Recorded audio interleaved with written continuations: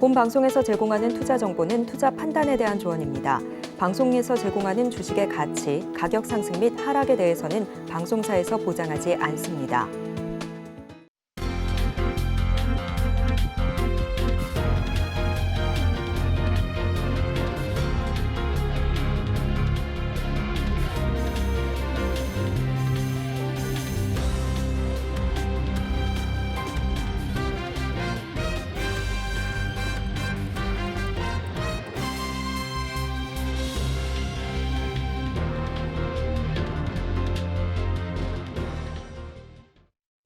시청자 여러분 안녕하세요. 오늘을 돌아보고 내일을 준비하는 오늘장 내일장 1부 진행의 백선혜입니다. 미국의 국채금리와 유가는 안정세를 보이고 있습니다. 이에 뉴욕 증시는 7거래일 연속 상승 랠리를 이어가고 있습니다. 하지만 우리 증시의 분위기는 사뭇 다릅니다. 공매도 금지 조치 이후로 급등했던 우리 증시는 안정세를 조금씩 찾아가는 모습이 나타나고 있고요. 우리 증시 지금도 약보합권 정도에 머물고 있습니다. 그래도 호재성 이슈가 있습니다. 우리나라가 환율 관찰 대상국에서 제외됐다는 소식 속에서 원화는 강세를 보이고 있고요. 9월에 경상수지 역시도 5개월 연속 흑자 기조를 이어가고 있습니다. 반도체를 중심으로 수출이 조금 더 늘어나고요. 수입이 줄어든 영향으로 이렇게 흑자 기조를 이어간 것으로 보이고 있습니다. 오늘 안에서는 종목별로는 조금 등락이 다르게 나타나고 있습니다. 그간 주목받지 못했던 종목들이 강세를 보이고 있는데요. 그 중심에는 바로 실적이 있습니다. 게임주 내에서 강세가 관찰이 되고 있는데 이 부분은 방송을 통해서 조금 더 꼼꼼하게 짚어드리도록 하겠습니다. 저희 방송은 유튜브를 통해서도 보실 수 있습니다. 유튜브 검색창에 서울경제TV라고 검색하시면 저희 방송과 함께 하실 수 있으니까요. 실시간 채팅에도 많이 참여를 해주시기 바랍니다. 11월 8일 수요일입니다. 오늘장 내일장 1부는 이 시각 보도본부로 시작하겠습니다. 앞서서 살펴보셨던 헤드라인 중에서 3가지를 골라서 심층적으로 다뤄보겠습니다. 오늘은 보도국의 이지영 기자 나와 있습니다. 어서 오세요. 안녕하세요. 네, 첫 소식부터 살펴보겠습니다. 쿠팡의 실적이 발표됐습니다. 매출과 영업이익이 구체적으로 어떻게 나왔나요? 네, 쿠팡이 고금리, 고물가에 따른 소비 침체에도 불구하고 올 3분기 최대 매출을 기록했습니다. 또 올해 들어 3분기 연속 영업 흑자를 이어가면서 2010년 창업 이래 첫 연간 흑자 달성에 바짝 다가선 모습입니다. 쿠팡의 올해 3분기 영업이익은 1,146억 원으로 지난해 같은 기간 대비 13%가량 증가했습니다. 쿠팡의 분기 영업손익은 지난해 3분기 이래 5분기 연속 흑자인데요. 올해 들어서도 3개 분기 내리 흑자 기조를 이어간 겁니다. 1분기에서 3분기 누적 흑자 규모는 약 4,448억 원으로 첫 연간 흑자 달성이 유력한 상황인데요. 3분기 매출은 21% 증가한 8조 1,028억 원으로 집계됐습니다. 분기 매출이 8조 원을 넘어선 건 사상 처음입니다. 순이익은 약 1,196억 원으로 1% 늘었습니다. 사업 부문별로 보면 핵심 사업인 로켓배송, 로켓프레시, 마켓플레이스, 로켓그로스 등의 프로덕트 커머스 매출이 7조 8천억 원으로 약 21%가량 증가했습니다. 특히 음식 배달 플랫폼 쿠팡이츠는 지난 4월에 와우 멤버십 회원을 대상으로 5에서 10%가량 할인해주는 서비스를 내놨는데요.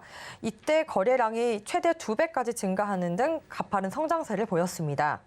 이대로라면 올해 말까지 음식 배달 시장에서 쿠팡이 차지하는 점유율은 약 20%가량이 될 것으로 보입니다. 네, 고금리와 고물가 여파로 인해서 유통업계는 고전을 면치 못하고 있는데요. 이렇게 쿠팡이 성장한 배경은 어떤 거라고 볼 수 있을까요? 네, 우선 쿠팡의 첫 해외 진출국인 대만에서의 사업이 지금 순항 중입니다. 지난해 10월 선보인 대만 로켓 배송은 첫 해 기준으로 한국에서보다 더 높은 성장률을 보이고 있습니다. 대만에서 쿠팡 애플리케이션은 올 한 해 가장 많이 다운로드 받은 앱이 될 것으로 전망됩니다. 또 쿠팡에서 한 번이라도 제품을 구매한 고객을 뜻하는 활성 고객 수가 2,042만 명으로 지난해 3분기보다 약 14%가량 증가했습니다. 이는 팬데믹 이후 가장 높은 성장세입니다.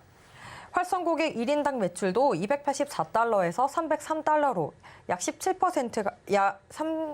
7%가량 늘었습니다. 와우 멤버십 혜택 확대로 고객 참여도가 높아진 것에 더해서 또 로켓 배송 상품군이 크게 넓어진 게 영향을 미쳤다고 쿠팡은 보고 있습니다. 이 밖에 조정 기준 세금과 또 이자, 감가상각전 영업이익은 2억 3,867만 달러로 22%가량 증가했습니다. 쿠팡 창업자인 김범석 의장은 단연간의 독보적인 투자와 고객의 쇼핑 경험 향상, 또 운영 탕월성에 집중한 결과 견고한 성장세와 수익성을 지속해서 달성하고 있다고 3분기 실적의 의미를 평가했습니다.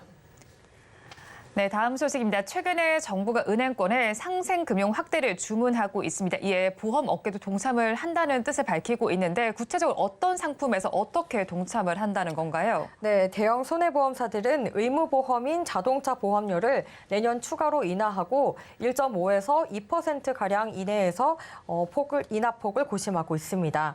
오늘 금융당국과 보험업계에 따르면 금융감독원과 삼성화재, 현대해상 등 대형 손해보험사들은 자동차 보험료의 인하 필요성에 대해서 인식을 같이 하면서 이달 중 구체적인 인하폭과 또 시기를 결정한다는 계획입니다.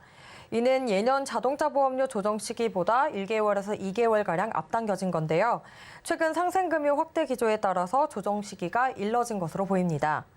앞서 보험사는 올해 상반기 기준 역대급 실적을 냈으나 은행권과 달리 삼성 계열사를 제외하면 특별한 상생금융과 관련된 방안은 내놓지 않았습니다. 코로나19로 인한 사회적 거리두기 해제 이후에도 자동차 보험 손해율이 안정적으로 유지되고 있고 또 보험사 이익 규모도 급증한 만큼 상생금융 차원에서 보험사들이 적극적으로 인하에 나서야 한다는 게 금융당국의 설명입니다. 자동차 보험료는 손해보험사들이 자율적으로 결정하지만 2천만 명이 가입해 있고 또 물가와도 직접 연결돼 있어서 금융당국이 보험료 조정과 관련해서 일정 수준 개입하고 있습니다.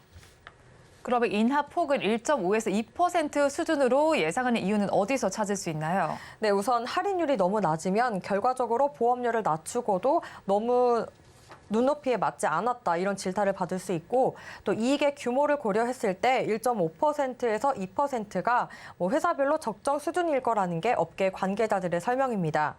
사업 운영비를 고려할 때 자동차 보험은 통상 손해율 80% 정도를 손익분기점으로 여기는데요. 손해보험협회에 따르면 올해 1월부터 9월까지 삼성화재, 현대해상 등 5개사의 자동차 보험 손해율은 78.3%로 작년 같은 기간과 비슷한 수준을 보이고 있습니다. 이달 중 구체적인 인하폭이 정해지면 내년 1월 책임 개시일부터 순차적으로 인하된 자동차 보험률이 적용될 예정입니다.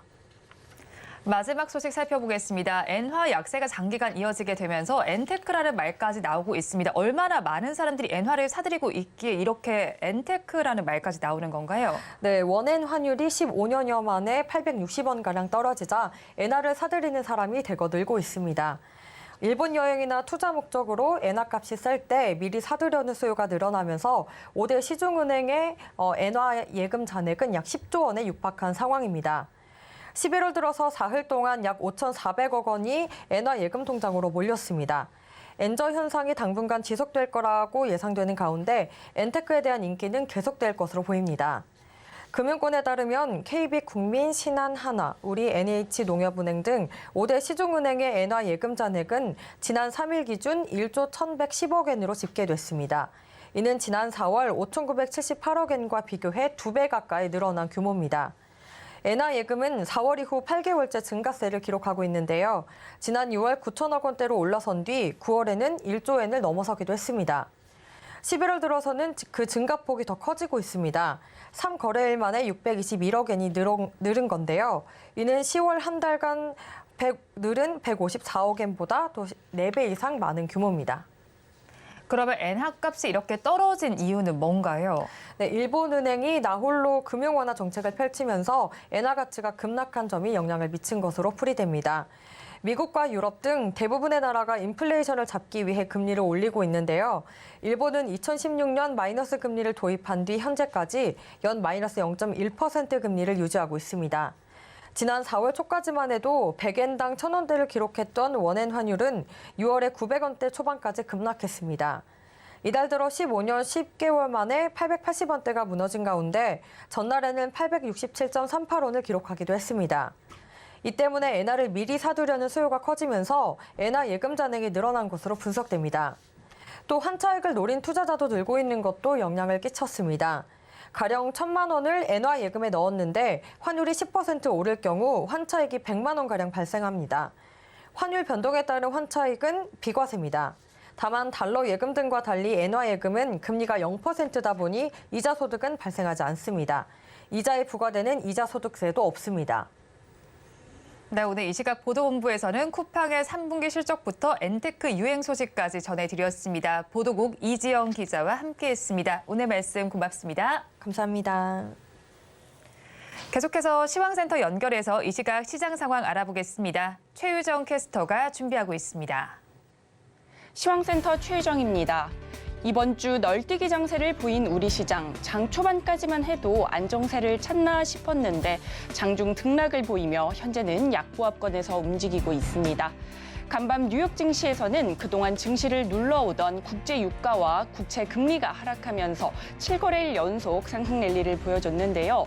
특히나 기술주들의 강세가 눈에 띄었습니다. 아마존과 테슬라, 애플 모두 1% 넘는 강세 보여줬고요.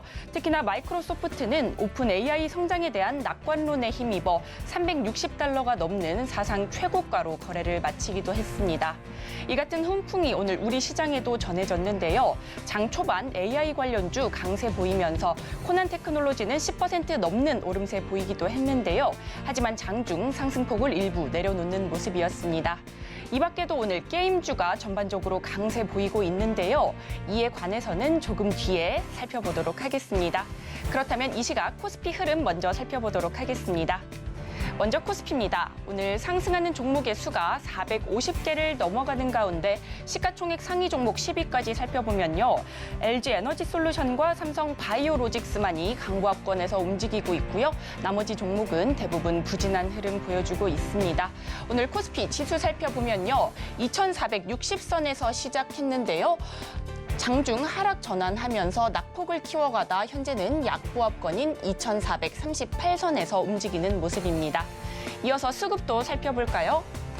오늘 전반적으로 거래 대금이 많지는 않습니다. 오늘 개인과 기관 동반 매수세 보이면서 지수 끌어올리지만 역부족인데요. 개인 111억 원 사들이고 있고요. 기관은 1121억 원 매수세 보이고 있습니다. 오늘 외국인만이 850억 원 넘게 팔아내는 모습이네요. 이어서 코스닥도 살펴보도록 하겠습니다. 코스닥 오늘 상승하는 종목의 수가 800개가 넘어가는 가운데 증권가에서는 에코프로의 부진한 전망을 내놓으면서 에코프로의 약세 속에 오늘 코스닥 영 힘을 내지 못하는 모습입니다. 오늘 지수 살펴보면요. 코스닥은 821선에서 시작해 장중한 때 831선까지 올라가기도 했는데요. 이내 하락 전환한 뒤에 현재는 0.51% 빠진 820포인트 지나가는 모습입니다. 이어서 수급도 살펴보도록 하겠습니다. 코스닥 오늘 개인만이 매수세 보여주고 있는데요. 252억 원 사들이고 있고요. 오늘 기관과 외국인 동반 매도세 보이면서 지수 하락을 견인하고 있습니다. 기관은 56억 원 소폭 덜어내고 있고요. 외국인 오늘 금융업종에서 대거 매도세 보이면서 184억 원 팔아내는 모습이네요. 이어서 섹터별 흐름도 살펴보도록 하겠습니다. 먼저 상승하는 섹터 게임 관련주입니다. 그동안 소외받았던 게임 관련주, 다음 주 지스타 개막을 앞두고 오늘 강한 상승세 보이고 있습니다. 정부의 공매도 금지와 게임 사들의 호실적 발표가 잇따르면서 오늘 게임 관련주 강한 상승 탄력 받아내는 모습인데요. 게임주의 공매도 비율이 높은 상태에서 정부가 공매도 금지를 하자 게임주에 대한 전반적인 투심이 살아났고요.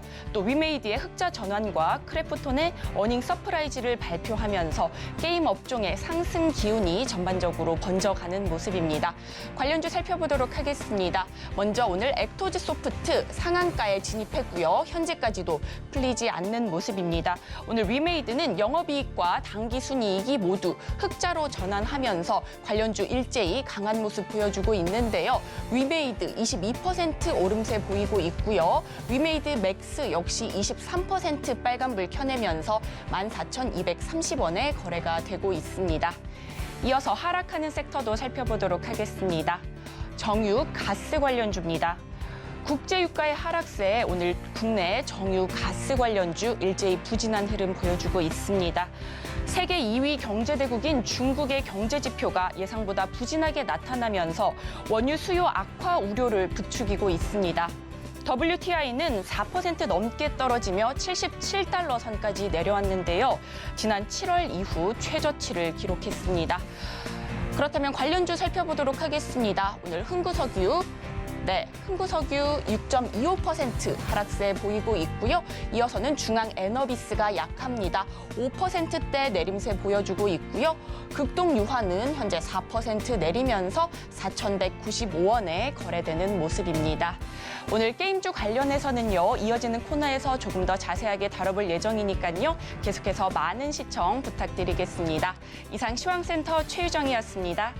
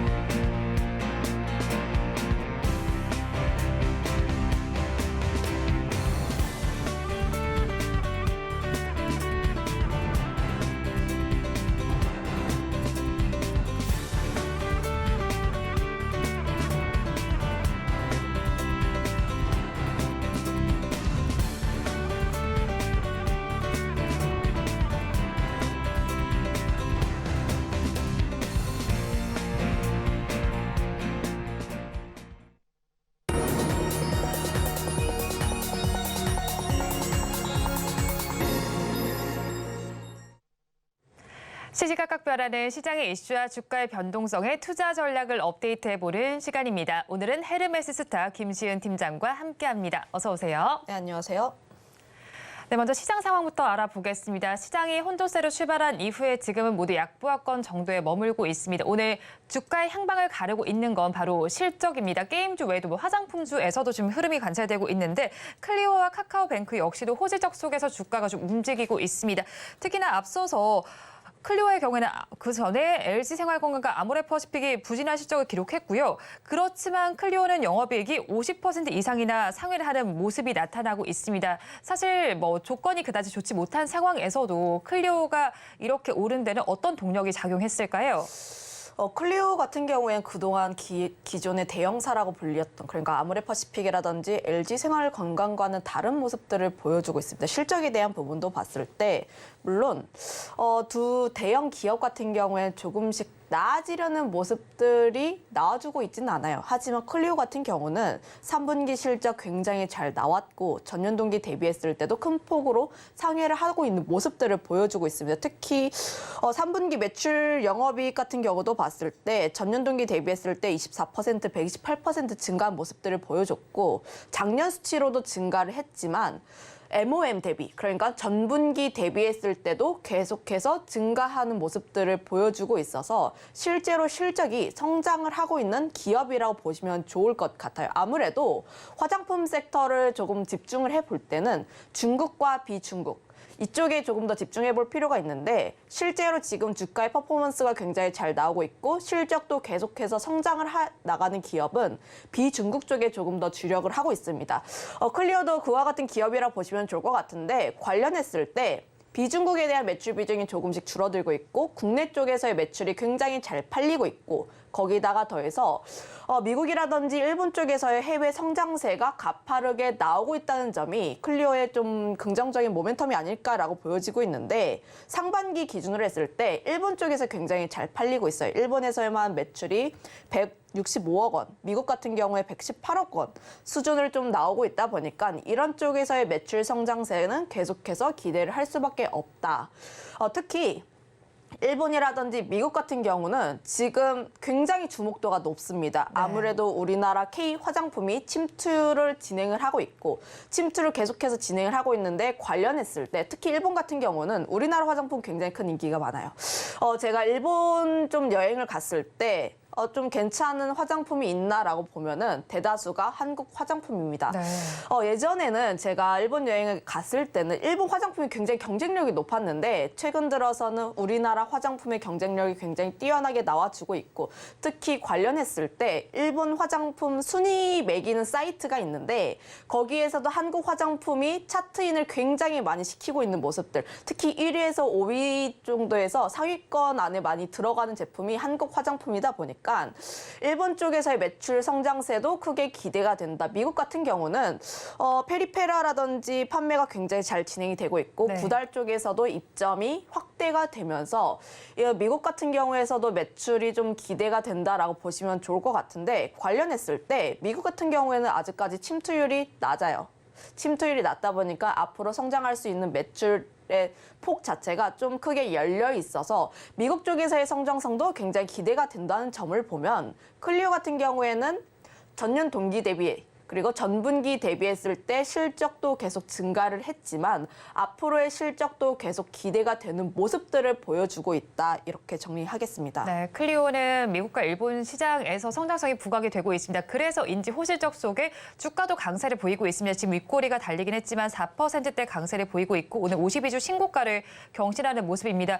이런 것 때문인지 증권가에서 목표 주가를 4만 원대로 잡고 있는데 앞으로 주가 흐름은 어떻게 나타날 걸로 보시나요? 그래서 중장기적으로 화장품 섹터는 계속해서 관심 있게 볼 필요가 있다. 이렇게 정리를 하도록 하겠고 우선 첫 번째로는 아무래도 화장품 같은 경우는 지금 전 세계적으로 트렌드 자체가 인디 브랜드 쪽 그러니까 H&B 채널에 많이 입점을 시키는 쪽에서의 실적이 굉장히 잘 나오고 있다. 클리오도 대표적인 그런 기업이라 보시면 좋을 것 같은데 아무래도 뭐 클리오의 대표 제품은 클리오도 있고 페리페라도 있고 구달도 있고 더마토리도 있고 굉장히 다양한 제품군들이 우리나라로 치면은 이제 올리브영에 입점이 되다 보니까 이런 쪽에서의 매출도 굉장히 긍정적으로 나오고 있다는 점. 그로 인해서 실적이 굉장히 잘 나오고 있어요. 이번 3분기 실적만 하더라도 클리오 3분기 실적 굉장히 잘 나왔습니다. 네. 그런데 클리오만 잘 나온 것이 아니라 다른 ODM 기업이라든지 화장품 기업도 굉장히 호실적이 나왔거든요.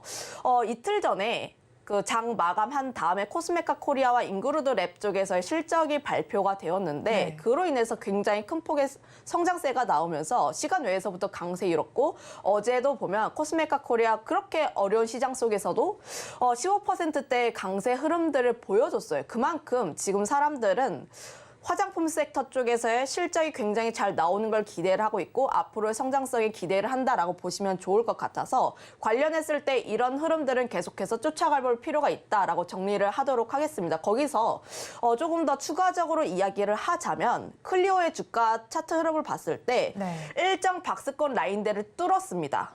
실적 발표를 하면서 29,000원이라고 했던 라인대를 2번 정도 시도를 했지만 뚫지 못했고 다시 한번 눌렸고 그리고 다시 한번 받고 올라가는 모습을 보여줬기 때문에 29,000원 라인대만 깨지 않는다면 클리오 같은 경우에는 추가적으로 움직일 수 있는 여력이 있다. 이렇게 정리를 하겠습니다. 네, 클리오에 대해서 29,000원 라인대만 깨지 않는다면 추가적으로 오를 수 있겠다고 짚어주셨고 화장품 섹터 전반도 긍정적인 전망을 해주셨습니다. 그렇다면 카카오뱅크도 살펴보겠습니다. 카카오의 리스크 속에서도 최대 실적을 달성을 했습니다. 하지만 오늘 주가는 그에 미치지 못한다고 봐야겠죠. 장중에는 더 큰 오름폭이 나타나기도 했었지만 지금은 0.66% 정도의 강세만 나타나고 있습니다. 이렇게 상승이 제한된 원인은 어디에 있는지 좀 궁금하고요. 그러면 가지고 계신 분들께서는 지금 어떻게 대응을 해야 될까요? 우선 항상 카카오 그룹주 쪽에서 카카오뱅크 같은 경우에 실적이 계속 잘 나왔어요. 네. 그럼에도 불구하고 카카오뱅크는 카카오와 함께 연동이 되는 모습들이 나와주고 있었는데 관련했을 때 여전히 카카오뱅크는 카카오뱅크 개별적인 실적보다는 카카오 그룹주 쪽에서 함께 연동해서 볼 필요가 있다라고 보여지고 있습니다. 거기다가 더해서 지금 나오고 있는 이야기가 아무래도 카카오뱅크 대주주 변경에 대한 우려가 좀 많이 나오고 있는데 물론 카카오뱅크가 컨퍼런스 콜에서 대주주가 변경이 되어도 영업에 대한 문제는 없다. 카카오톡과는 별개의 성장세를 그려 나가고 있어서 네. 카카오에 대한 의존도는 그렇게까지 높지 않다라고 일축을 하긴 했습니다. 네. 다만 우리가 주식을 하는 입장에서 봤을 때 이런 리스크가 있다는 것이 어느 정도 불안 요소가 될 수가 있는 거죠. 카카오가 이제 좀 SM 인수 과정에 있어서 사업적인 리스크가 발생을 했고 거기에다가 벌금형 이상을 처벌을 받게 되면 카카오뱅크 대주주 적격성에 문제가 발생하게 되면서 지분을 매각할 필요가 있습니다.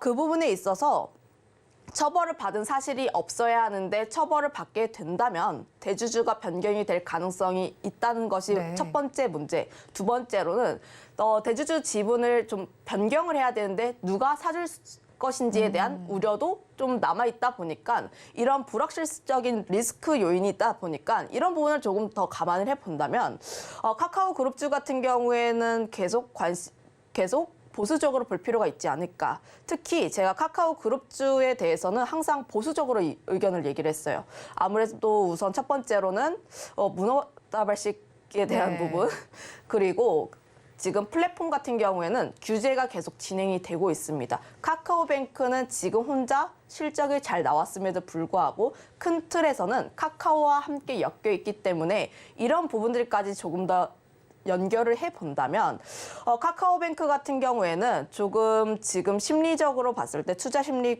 자체가 굉장히 안 좋다라는 점을 보면 지금 보유를 하고 계신 분들 같은 경우에도 보수적으로 지금 대응을 해야 한다 이렇게 정리하겠습니다. 실적은 잘 나오고 있지만 그룹주 전반에 리스크 요인이 있는 만큼 보수적인 접근이 필요하다고 정리를 해주셨습니다. 그렇다면 이번에는 어닝 쇼크를 낸 기업을 좀 알아보겠습니다. 한국항공우주입니다. 사실 우주항공청이 신설된다라는 소식도 있고 누리호 발사 소식 속에서 기대감이 몰리기도 했었는데 어닝 쇼크를 기록하면서 지금 주가 역시도 6%대로 밀리고 있습니다. 그래도 리포트 내용을 살펴보니까 실적은 아쉽지만 바닥 수준이고 수주가 앞으로 기대된다는 내용들이 나오고 있는데 지금 저가 매수를 해봐도 괜찮을까요?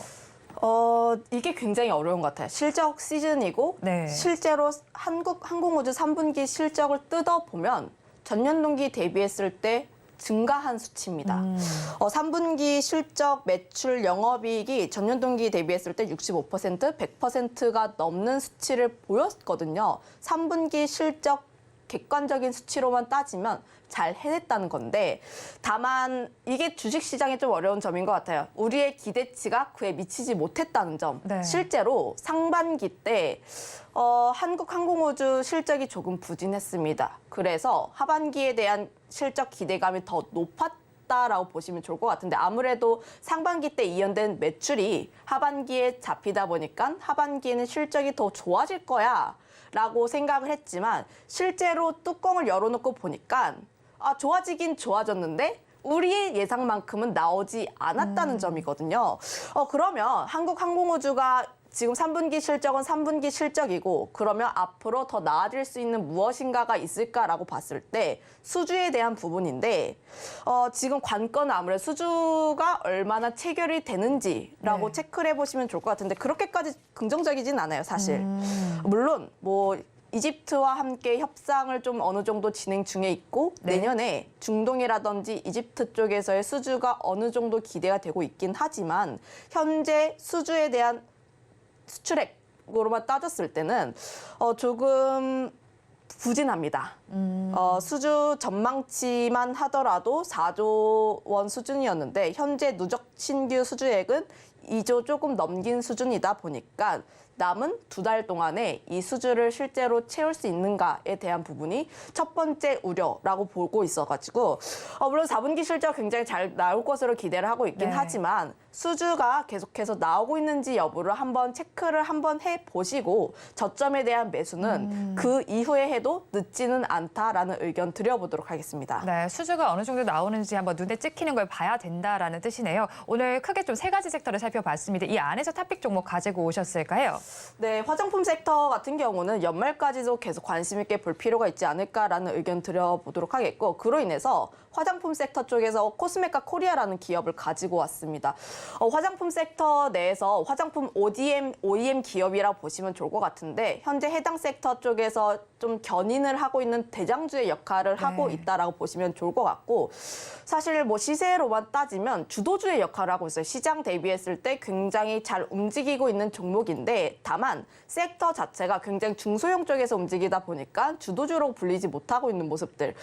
그럼에도 불구하고 실적 자체가 계속해서 분기마다 경신을 하고 있는 모습들을 보여주고 있어서 연말까지는 화장품 섹터는 계속해서 관심 있게 볼 필요가 있지 않을까. 특히 자회사 인그루드랩 쪽에서의 실적이 굉장히 잘 나오고 있고, 그로 인해서 미국 쪽에서의 성과가 점점 가시화가 되고 있다는 점.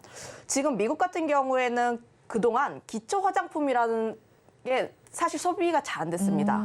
하지만 지금 기초 화장품 뭐 선크림이라든지 이런 쪽에서의 매출이 계속해서 나오고 있다는 점을 감안을 하면 코스메카 코리아 같은 경우에는 실적에 대한 부분이 조금 더 밸류를 높게 평가받아도 된다라고 생각을 하고 있어서 그 점에서 봤을 때 코스메카 코리아 같은 경우에는 지금 이 시세를 타고 조금씩 계속해서 관심 있게 볼 필요가 있다, 이렇게 정리하겠습니다. 네, 탑픽 종목으로 코스메카 코리아 짚어주셨습니다. 지금까지 헤르메스 스타 김시은 팀장과 함께했습니다. 오늘 말씀 고맙습니다.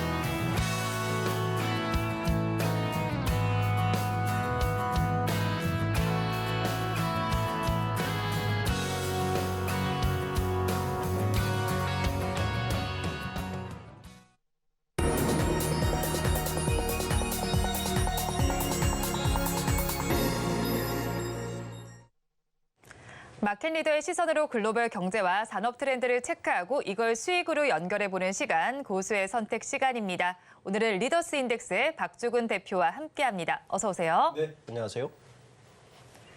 대표님과 이야기 나눠볼 주제 화면을 통해서 살펴보겠습니다. 오늘의 주제입니다. 게임주 어닝 서프라이즈를 기록했습니다.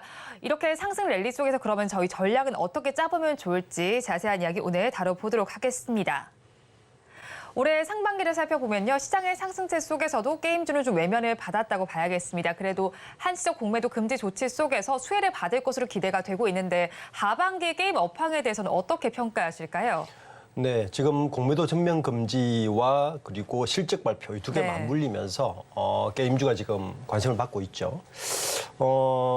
우선 공매도 영향으로는 게임주가 좀 호재가 될 것 같습니다. 왜냐하면 공매도 게임주가 공매도 비중이 타 섹터에 비해서 많이 높죠. 그 실제 보면 게임 시총 6개사, 크래프톤, NC소프트, 넷마블, 펄어비스, 카카오 게임즈, 위메이드까지 지난 한 달간 공매도 일간 거래 대금이 15%예요. 네. 이게 어느 정도냐면 전체 정시비가 5%니까 한 3배가량 높습니다. 그리고 작년, 재작년에 비해서도 공매도 거래 대금 비중이 2년 전 2021년에 6.3%였다가 2022년에 12.4%, 그리고 올해 평균 10.5%는 15%까지 올라갔기 때문에 아무래도 공매도 전면 금지 효과가 나타날 건 분명하다. 얼마까지 갈지는 이제 쇼 커버리지를 이제 좀 봐야 되는 상황이고, 거기에다가 지금 오늘 이번 주 일정이 이제 그 실적 발표가 되고 있죠. 근데 이제 조금 달라진 거는 게임주가 예전에는 실적이 전체적으로 좋은 시절, 전체적으로 나쁜 시절이 있었는데 지금 최근에 보면 게임사들이 개별별로 실적이 좀 상반된 모습은 보인다. 이 부분은 좀 유념해야 될 것 같습니다. 네, 일단은 공매도 금지에 따라서 수혜를 받을 것으로 예상이 되고 있고 게임 섹터가 전반으로 이렇게 저렇게 움직이기보다는 개별 섹터별로 개별 종목별로 한번 살펴보시면 좋겠다는 의견을 주셨습니다. 또 다음 주 목요일부터 일요일까지는 부산 백스코에서 지스타가 열리게 됩니다. 아무래도 게임주의 향방을 가릴 수 있는 건 신작 모멘텀과 또 그것이 얼마나 흥행을 할지인데 그럼 지스타에서 신작을 공개할 만한 종목들은 어떤 것들이 있을까요? 우선 그 지스타가 호재거리냐, 네. 악재거리냐 이제 이거부터 고민을 해봐야 돼요. 네. 근데 그 이전에는 보통 신작 발표가 사실은 지스타 이전에 이미 다 발표가 됐죠. 네. 그래서 어떻게 보면 그 이번에 지스타 출품작 중에 상당 부분이 이미 언론사를 통해서 공개가 됐습니다. 그래서 오히려 지스타 발표 이후에 반대로 셀온이 발생하지 않을까도 분명히 유념해야 된다. 네. 그러니까 이게 반드시 호재거리는 아니다는 것도 분명히 그 게임주를 갖고 계시는 부분이나 투자하시는 분들은 또 유념해야 될 부분이고, 그리고 게임사의 경우 이 3분기 실적과 지스타 이외에도 그 기대감이 지속될 수 있는 경우가 또 있습니다. 왜냐하면 그래서 아까 제가 초도 말씀드린 것 같이 네. 그 이전의 게임사 섹터를 보면 전체적인 오름세, 전체적인 낮음세 이렇게 네. 갔다면 최근에는 개별 기업별로 굉장히 상당한 차이가 있다. 이 부분을 오히려 유념해 보는 게 저는 더 정확한 판단을 할 수 있을 것 같습니다. 지스타가 호재가 될지 악재가 될지가 아직 명확하지 않은 상황일 것 같습니다. 이게 어떻게 나타날지는 뭐 나오는 뉴스를 통해서 새로운 뉴스가 될지 아닐지를 판단을 해보시면 좋겠고, 개별주 단에서 계속 이야기를 해주시니까 NC소프트에 대한 이야기를 좀 해보도록 하겠습니다. NC소프트는 사실 8년 만에 지스타에 참가를 하게 됩니다. 특히 최근의 주가 반등 속에서도 증권가의 전망은 그다지 밝진 않은 걸로 알고 있습니다. 그렇다면 NC소프트 성장 동력에 대해서는 지금 어떻게 진단을 하시나요?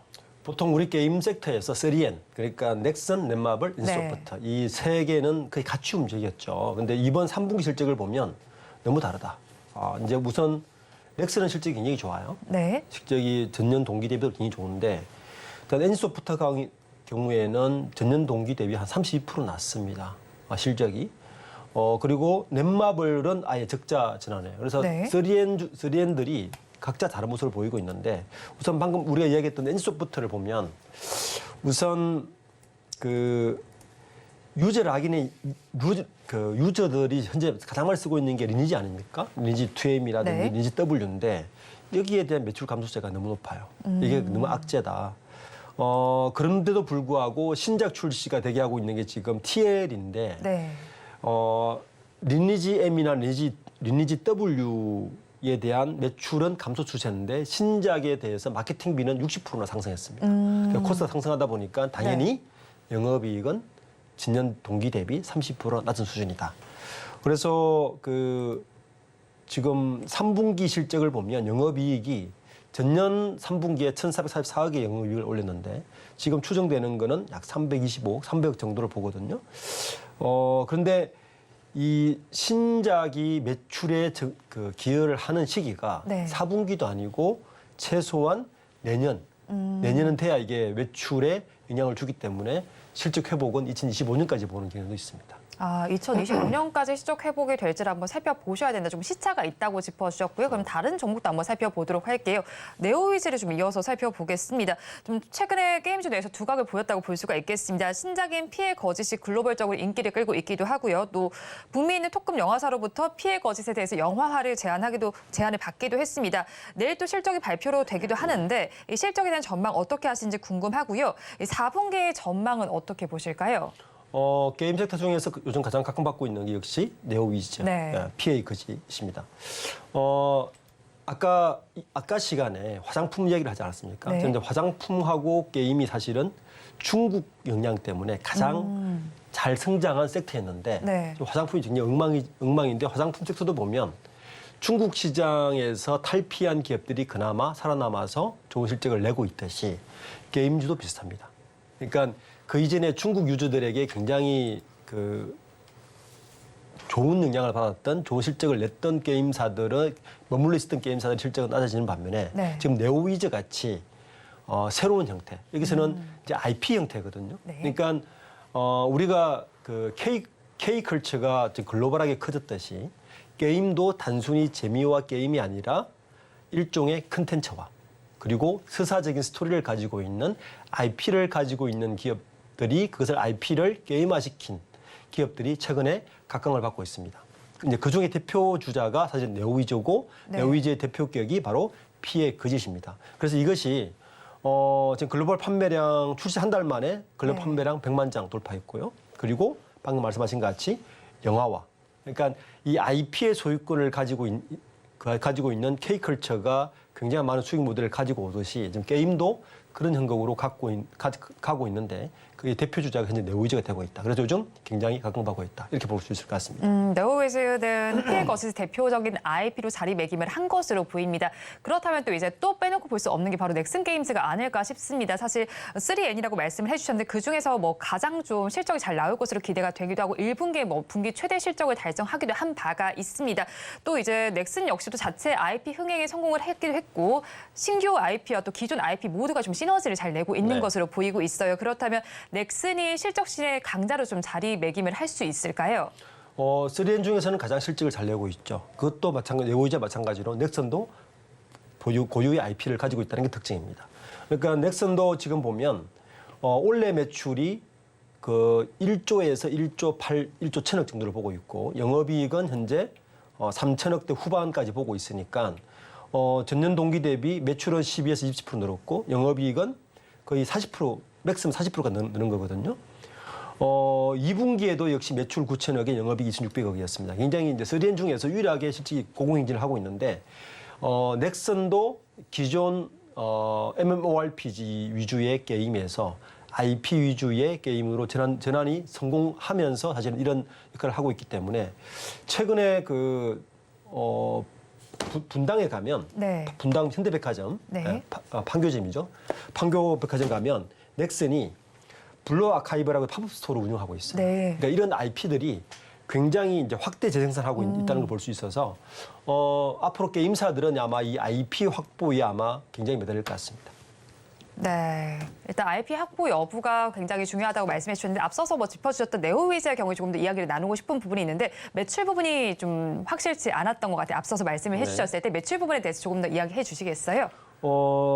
네오위즈의 매출이 3분기 매출이 1,393억 네. 그리고 영업이익이 43억 달성했으니까 매출은 86% 증가했고 영업이익은 무려 728% 증가했거든요. 이제 이게 놀라운 게 2분기 때는 매출 700억의 영업 손실이 있었어요. 영업 적자인데 영업 흑자를 돌리고 영업이익을 뭐 전분기 대비 700% 증가시켰으니까 올해는 네. 흑자 달성이 무난할 것 같습니다. 거기다가 이 피해 거짓말이라는 이 IP가 계속해서 지금 확대 재생산하고 있는 상황이라서 4분기 매출도 더 성장할 가능성이 높다고 이렇게 보고 있습니다. 4분기 매출도 더 성장할 가능성이 높다고 짚어주셨습니다. 앞서서 살펴본 두 종목의 경우에는 신규 IP 또 기존의 IP에 대해서 좀 이야기를 나눴습니다.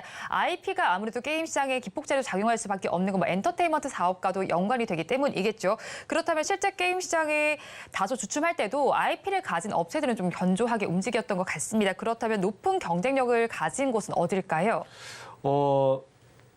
아마 다음 주가 일어나죠. 2023년 대한민국 게임 대상 본상이 있는데 네. 이게 이제 시상 대상 후보에 3개가 올라갔는데 여기 올라간 이 3개 모두가 IP 위주의 게임입니다. 네. 첫 번째가 위메이드의 MMORPG의 나이트크로우. 네. MMORPG인데 IP 형태로 게임을 만들었어요. 그리고 넥슨의 데이비드 다이버. 이것도 IP 위주의 게임이죠. 그리고 우리가 또 방금 이야기했던 네오위즈의 피해 거짓. 네. 대상 후보 3개 다가 공통적으로 IP를 가진 것만이 현재 대상 후보에 올라와 있거든요. 자체 개발한 IP를 개발하는데 사실은 굉장히 시간이 오래 걸립니다. 그리고 스토리도 가지고 있어야 되고 여러 가지가 있지만 일단 개발에 성공하면 IP 활용도가 무궁무진합니다. 네. 지금 제가 방금 말씀드렸듯이 넥슨이 지금 판교 현대백화점점에 팝업 스토어를 만들었듯이 그리고 피해 거짓은 영화화시키고 있고요. 이것처럼 기존의 K컬처가 뭐 하이브라든지 이런 K컬처가 한번 히트시키고 나서 다양한 형태의 컨텐츠를 만들듯이 게임도 앞으로는 그런 형태의 서사 스토리가 굉장히 탄탄한 기업들이 훨씬 많은 수익을 내고 있다는 것을 지금 보여주고 있는 것 같습니다. 네, 게임주에서도 서사 스토리가 탄탄한 기업들이 조금 더 주목을 받고 있다고 정리를 해주셨습니다. 그렇다면 연준의 2번 연속 금리 동결 이후에 이제 금리 인상 종료 기대감이 확산이 되고 있습니다. 금리 민감주인 게임주에 대해서 어떤 영향을 미칠지 궁금하고요. 그럼 올해 하반기에 게임주에 대해서는 어떤 투자 전략을 저희가 가져가야 할까요? 저는 두 가지를 꼽고 싶은데요. 방금 말씀드린 것처럼 IP를 보유하고 있느냐, 네. 첫 번째 기준. 두 번째는 콘솔 플랫폼입니다. 피해 거짓이 사실은 이 IP의 보유와 콘솔 시장 개척의 두 가지를 다 잡고 있거든요. 그래서 실적이 네. 좋거든요. 아마 내년도에 아마 핵심 화두는 이 콘솔 플랫폼을 진출한 기업이 어디냐를 보는 게 좀 중요합니다. 아마 내년부터 본격적으로 국내 게임사들이 콘솔의 게임 성과를 아마 실제로 나타낼 것 같은데 투자하시는 분들은 이 두 가지를 보유하고 있느냐가 아마 그 기업의 실적 반영에 굉장히 영향을 줄 것이고 앞으로는 그 두 개가 큰 판단의 기준이 될 것이다. 물론 지금 미국의 국고채 10년물이 5%를 넘으면서 네. 역대급 고금리가 계속 이어져서 고금리가 이어진 보통 성장주는 좋지 않은 게 당연한데 그와 달리 국내 게임 섹터가 지금 굉장히 순환을 한 2년 동안 겪지 않았습니까? 이걸 겪으면서 이 두 개의 돌파구, 그러니까 IP 자기만의 IP 개발 네. 그리고 콘솔 플랫폼의 성장 이 두 개를 가진 기업들이 앞으로 차별화된 성장을 보일 것으로 저는 보고 있습니다. 네, 게임주 내에서도 콘솔 게임에 대한 시장에 대해서 조금 판로를 개척하고 있는 쪽과 그리고 자체 IP를 가진 쪽이 좀 좋겠다고 짚어주셨습니다. 그런데 오늘 게임주 하면 또 빼놓고 말할 수 없는 종목들이 또 있잖아요. 오늘 실적을 발표했던 종목들인데 위메이드는 흑자 전환에 성공을 하면서 굉장한 상승력을 지금 보여주고 있습니다. 네. 그룹주 전반이 좀 강세를 보이고 있는데 네. 오늘 사실 크게 좀 상승을 하기 때문에 가지고 계신 분들께서는 지금 좀 수익 실현을 해봐도 괜찮은 타이밍인지 궁금하고요. 또 많이 오르고 있으니까 또 시선이 많이 가는 만큼 신규로 접근도 고민하시는 분들도 계실 것 같거든요. 이 부분에 대해서는 앞으로 전망 어떻게 보실까요? 위메이드 같은 경우도 나이트크로우를 지금 만들지 않았습니까? 네. 이것도 국내 개발 매드 엔진 직접 투자해서 신규로 IP를 만들었고 그리고 국내 MMORPG 최초로 얼리얼 엔진 5를 적용돼서 그래픽이 굉장히 뛰어나거든요. 그래서 아마 위메이드가 만든 이 나이트크로우가 첫날 시작할 때 이용자가 과다해서 아마 네. 서버가 스탑되는까지 발생했을 거예요. 굉장히 인기가 좋기 때문에 출시한 지 얼마 되지 않았기 때문에 지금 실적은 초기 실적이다. 앞으로 한 분기, 두 분기는 더 갈 수 있는 실적이고 네. 제가 아까 공통된 그러니까 게임사의 섹터를 고를 때 공통된 기준 네. 그러니까 보유 IP를 가지고 있느냐, 그다음에 콘솔 플랫폼 가지고 있느냐. 사실은 위메이드 같은 경우도 이 나이트크로우가 자체 개발한 IP죠. 네. IP를 가지고 있고 이미 콘솔에도 올라가고 있어서 저는 앞으로 이 세 개 기업들, 위메이드, 그다음에 네오위즈, 그다음에 넥슨. 네. 일단은 이 고유 IP를 개발한 이 세 개 기업들은 게임 섹터에서 굉장히 각광받을 가능성이 크다. 최소한 4분기, 1분기까지는 실적을 유지할 가능성이 크기 때문에 이번에 어떻게 보면 이번에 공매도의 영향이 일시적이라면 네. 오히려 이 세 개 기업들이 이 IP를 가지고 콘솔 플랫폼에 올리는 이 자체의 IP를 보유한 게임사들의 실적은 더 견고해질 가능성이 있어서 오히려 그쪽으로 공매도보다는 네. 실적 위주나 어느 플랫폼과 컨텐츠를 보유하고 있느냐를 가지고 게임사를 평가하는 게 저는 더 장기적으로는 더 많은 이익을 가져줄 걸 생각합니다. 자체 IP도 가지고 있고 콘솔 시장도 개척을 하고 있는 만큼 위메이드 앞으로도 좀 바라보실 만하다라고 짚어주셨고요. 그리고 크래프톤도 한번 살펴보도록 하겠습니다. 어닝 서프라이즈 기록하면서 목표 주가도 상향 조정되고 있는 모습이 나타나고 있는데 크래프톤에 대한 전망은 어떻게 보실까요? 크래프톤은 역시 이제 기저 효과가 크겠죠. 그동안 굉장히 이제 많이 빠졌지 않습니까? 네. 크래프톤은 자체 IP라든지 인도 시장이라든지는 여러 시장을 봐야 되겠지만 현재 실적은 눌려있던 실적이 지금 나타나는 걸로 보고 있고 신작에 대한 기대감도 좀 반영된 것 같고 크래프톤의 향후 실적도 이 타 게임사 대비 나쁠 것 같지는 않다.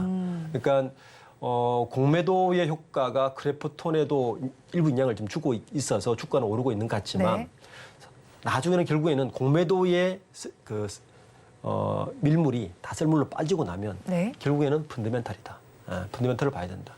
크래프톤도 3분기 실적은 4분기까지 이어질 거라 보고 있습니다. 그래서 방금 3N 중에서 넷마블이나 나머지 넥슨을 제외한 기업들은 실적이 낮아져서 결국에는 실적과 펀더멘탈을 봐야 되는데 네. 게임사의 펀더멘탈은 결국에는 최근에는 신규 게임이 얼마나 인기 있느냐가 그게 중요하지만 게임사들이 최근에 지속 가능 경영을 많이 꿈꾸고 있어요. 그게 네. 뭐냐 하면 그래서 IP를 개발하는 겁니다. 그러니까 한 개의 IP를 개발해서 게임 만들고 영화나 드라마나 단어를 지키고 또 팝스토어에서 굿즈 팔고 이런 식으로 확장하고 있는 형태라서 그런 식의 플레이를 하고 있는 기업들에 좀 주목을 해라.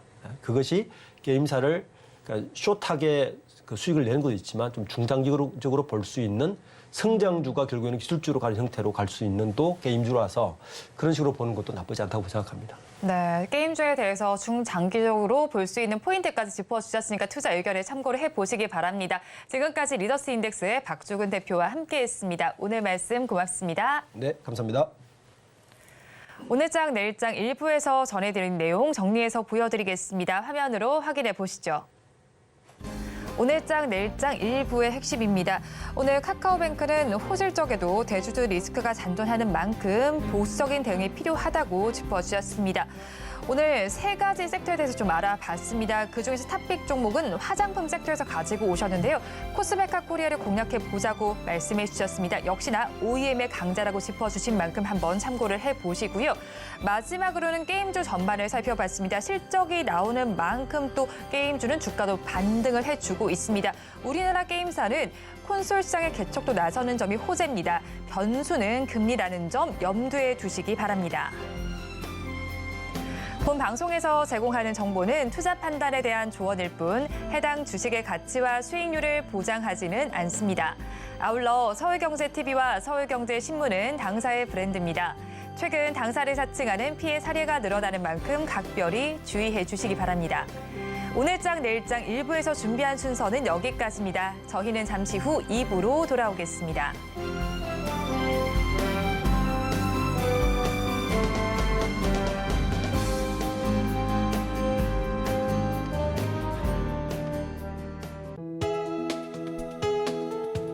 본 방송에서 제공하는 투자 정보는 투자 판단에 대한 조언입니다.